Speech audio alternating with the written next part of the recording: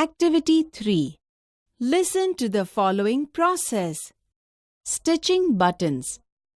Things required: needle, thread, buttons, piece of cloth. Steps: take a needle, take a piece of thread, put through the pointed thread in the needle eye. Match both the ends of the thread. Make a knot.